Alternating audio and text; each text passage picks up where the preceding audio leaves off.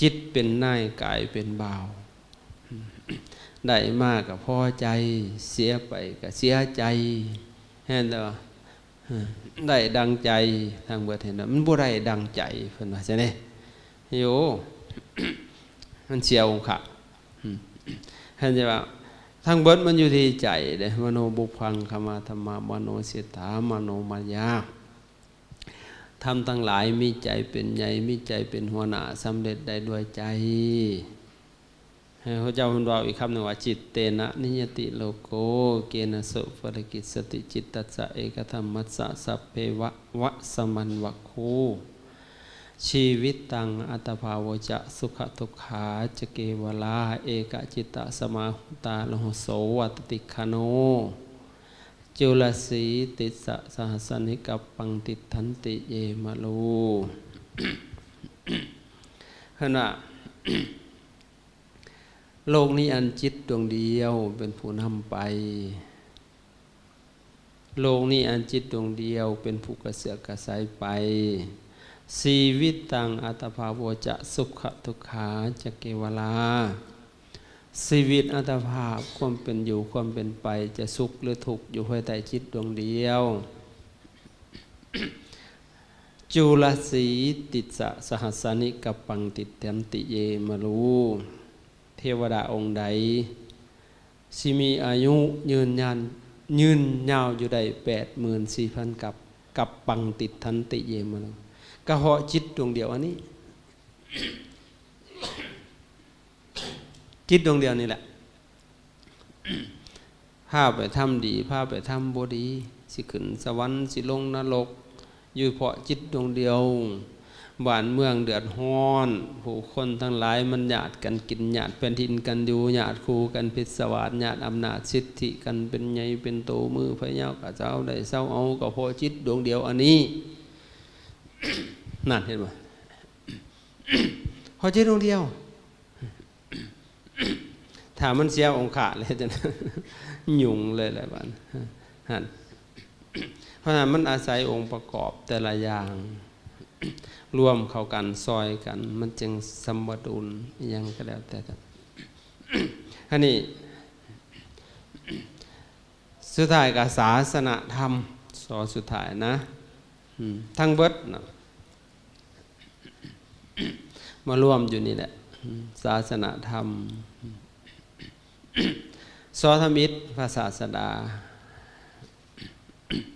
คือเจ้าของคำสอนแต่ละศาสนาก็มีศาสดามีเจ้าของคำสอนว่าเจ้าของคำสอนนั่นสิหูสำใด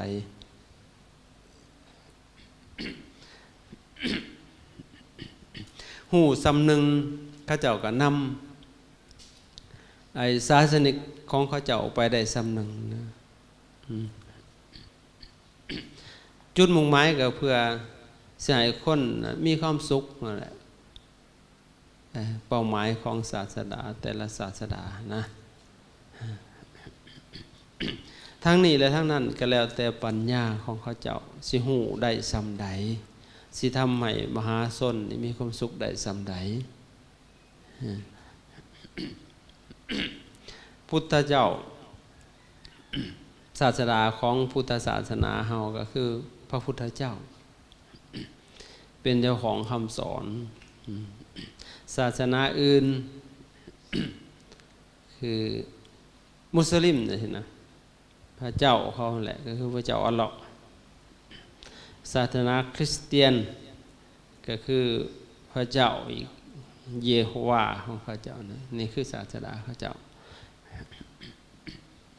เป็นเจ้าของคำสอน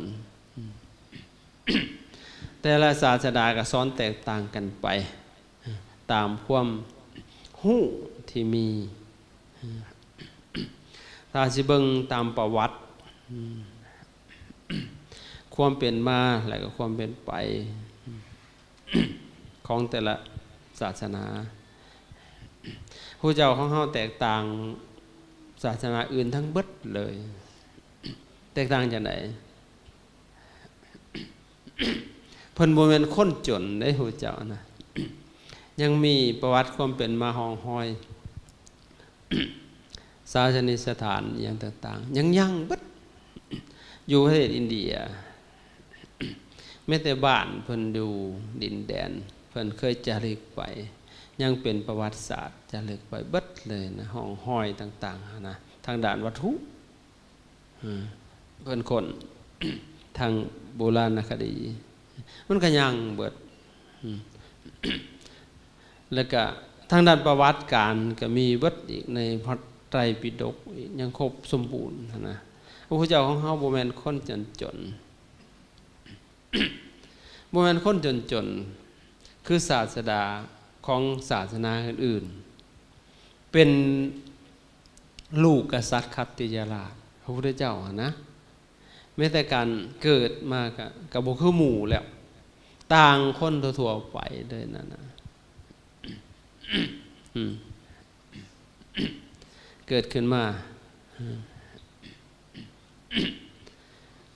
ในบนของความสบายอยู่ในบรมมหาปราชวังเป็นลูกกษัตริย์คัตติยราชสูงส่งความอุปถัมภ์คำสู้อย่างต่างๆอยู่แบบสบายเลยเป็นลูกกษัตริย์แทบจะบ่ได้เหยียบดินนั่นเป็นเจ้าชาย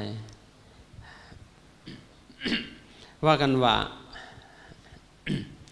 หมอโหรทำนายทายทักพยากรณ์ไว้ตั้งแต่เกิดพวกว่าสิได้ออกบวชและก็ตรัสรู้เป็นพระศาสดาเอกของโลกถ้าอยู่ครองเฮือนนะจะเป็นพระเจ้าจักรพรรดิละปกครองทวีปทั้งสี่เห็นนะพอคำพยากรณ์ตัวนี้แหละทำให้พ่อวิตกกังวลญาติลูกชายหันออกไปบวชอยากให้ครองราชย์สืบทอดพระราชสมบัติจึงหาวิธีหาอุบายสกัดกั้นบ่ให้ออกไปบ่ให้เห็นคนแบบผู้เฒ่าผู้แก่นะพ่อใหญ่เพราะญาติเราเกิดสลดสังเวชมีแต่คนงามๆอยู่ในพระราชวังหั่นแต่สุดท้ายก็สู่บารมีเพิ่นบ่ได้เพราะเพิ่นสร้างมาหลายแสนกับโกฏกับแหละจนมันเต็มมันสมบูรณ์จึงได้ออกไปนอกพระนครจึงได้ไปพบอันเทวทูตทั้งสี่เด้เฮาสิเคยได้ยินสืบกันมาแล้วนะแต่ก็เสด็จพ่อหั่นก็จัดการเบิดในทางเพิ่นที่เสด็จไปหั่นคือจัดออกเบิดบ่ให้มีผู้เฒ่ามาเด็ดขาดในหนทางหั่นนะให้มีแต่คนงามๆให้เพิ่นได้เห็นได้ชมเจริญใจแต่ก็สู่บารมีเพิ่นบ่ได้ปรากฏเอาไปเห็นคนเฒ่าเห็นได้จังได๋มันหลอดมาจังได๋อาจสิเป็นเทพพวกอีหยังเป็นนิมิตให้เพิ่นนะเป็นเทวดาเป็นเทพนะเพิ่นเกิดทอดพระเนตรเห็นแปลกเว้ยคงบ่เห็นคนเฒ่าจักเทื่อเกิดมาเนาะก็เลยถามลูกน้องเพิ่นนายสนะสนะแม่นหยังอันนั้นน่ะคนนั่นนี่ก็มีบ่ล่ะวะคนเฒ่าอ้าวคนนั่นนี่ก็มีเนาะล่ะวะคือบ่งามแต่คนเฒ่านะบ่ได้งามได้ผู้เฒ่านี่คือพ่อใหญ่แม่ใหญ่ซุมตะกี้โอ้บ่แม่นธรรมดาได้เด้นะมาเบิ่งเดี๋ยวนี้เฮ็ดโกโบกเก็บเวบอยู่เนาะเฒ่าแล้วมันบ่งามนะเราก็บ่เคยเห็นคนเฒ่าเนาะแค่เห็นแค่นั้นแหละก็เกิดปัญญาแล้วมันซ่อนบ่มอบรมมาพอแห้งแล้วมันสุกก้อมแล้วปัญญาเพิ่นน่ะนะเห็นนั่นก็เกิดสติปัญญาเฮาก็สิเฒ่าแนวนี้บ่อันนี้เว้าลัดไปเลยเด้บ่ได้เว้าละเอียดประวัติพุทธประวัติเพิ่นน่ะนะคือเว้าย่อๆเอาเลย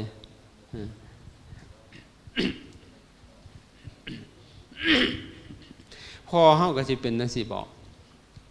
สิเฒ่าแนวนี้บ่คือเฒ่านี่บ่แม่นหั่นแหล้วเอามีอยู่บ่อันหยาบ่ให้เฒ่านะบ่มีต้องเฒ่าทุกคนห้วยเราว่ามันคือเป็นตาหนายแต่บ่บาดนะลูกเมียสิเฒ่าแนวนี้เบิด โอ้ย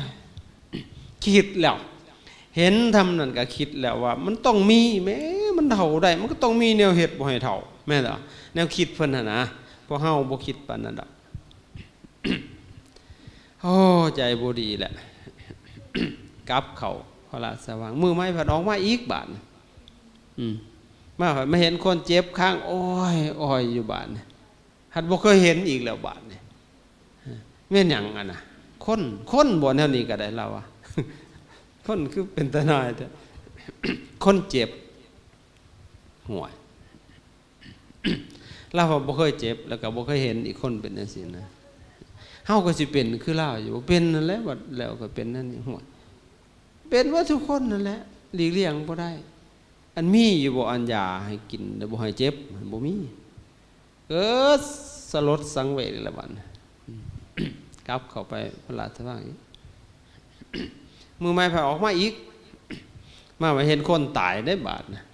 ใหญ่เอ้ยบาดเนี่ยเราบ่เคยเห็นคนตายจักเทื่อเขาหามไปบ่คือบ้านเฮาได้แม่ใหญ่อินเดียนะเอาผ้าขาวห่อพันคนตายนะแล้วก็เอาตะเลียงเห็นว่าไทยเลียงเขาเจ้าหามขี้ดินเห็นดิอาตมาเคยหามแต่ยังน้อยไปป่านฝายป่านนั้น2 คนเนาะมันเอาใส่บานี่เด้ใส่บานี่ขั้นผู้ใหญ่ก็อาจสิ4 คนหามหั่นนะขั้นผู้น้อยเขาเจ้า2 คนเท่านั้นเด้อาตมาไปเห็น2 คนมันเอาใส่บานี่แล้วก็ย่างไปเนาะแล้วก็มี2-3 คน 4-5 คนอันย่างน้ำหลังหั่นนะใส่ชุดดำเด้ย่างไปบางคนก็หายแล้วแต่ดอก